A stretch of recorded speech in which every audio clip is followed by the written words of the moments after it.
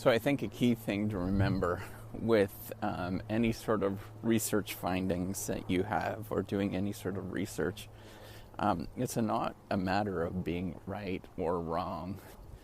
That's one thing that you sort of get to, because you often get a lot of right results, and you get things that actually do work, and you can look at the data and it actually shows something.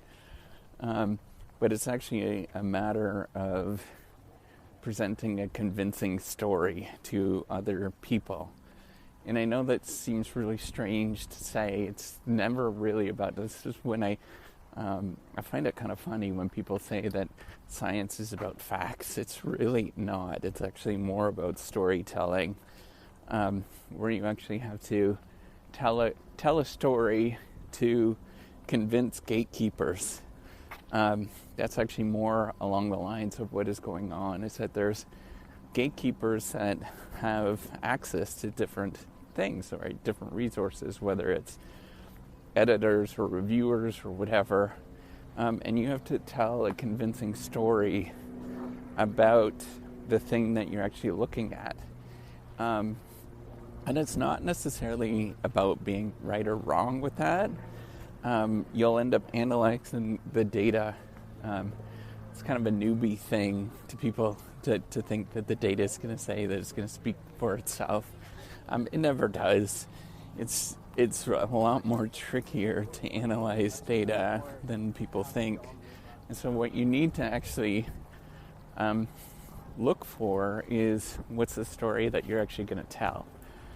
And then think about, is this story going to be believable for other people?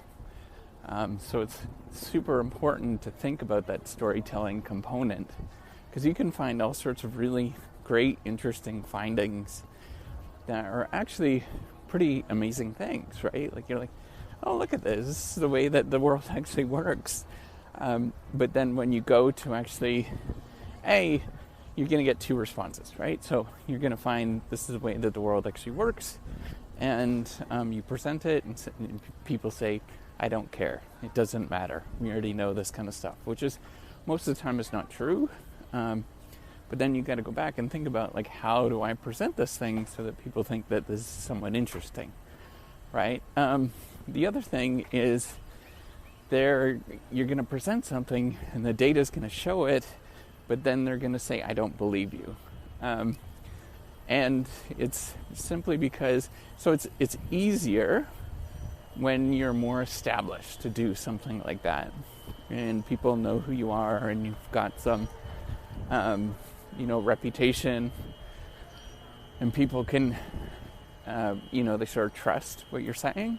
But it's a lot more harder when you're starting out and you sort of lack reputation in various different ways.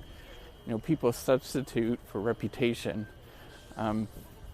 based on a lot of things, right? Like your pedigree, who you work with, and all those kind of things. All that stuff really matters in terms of demonstrating that what you're doing is valid, valid findings. So, but even still, even if you have all of that kind of stuff behind you, it's really hard to convince people about what's going on. So it's not necessarily, it's never about telling what's going on or about the facts. It's about storytelling, of trying to find the right combination, the right things to ask so that you can sell it. Or people will understand what you're talking about, or people are just not going to outright reject you and say that that's a stupid idea.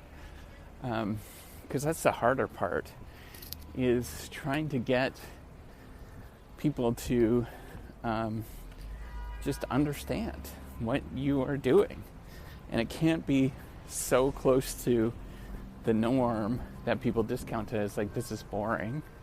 And it can't be so far from the norm that people discount it and say it's unbelievable. So it's finding that right spot, which is sometimes called, or a similar topic is optimal distinctiveness, finding the right spot so that you can sort of sell something to a broader audience. So that's what I want to say. It's not necessarily about having the facts and having the data. That's like far from it. It's about the storytelling that goes on behind it that actually matters. All right, take care and have a wonderful day.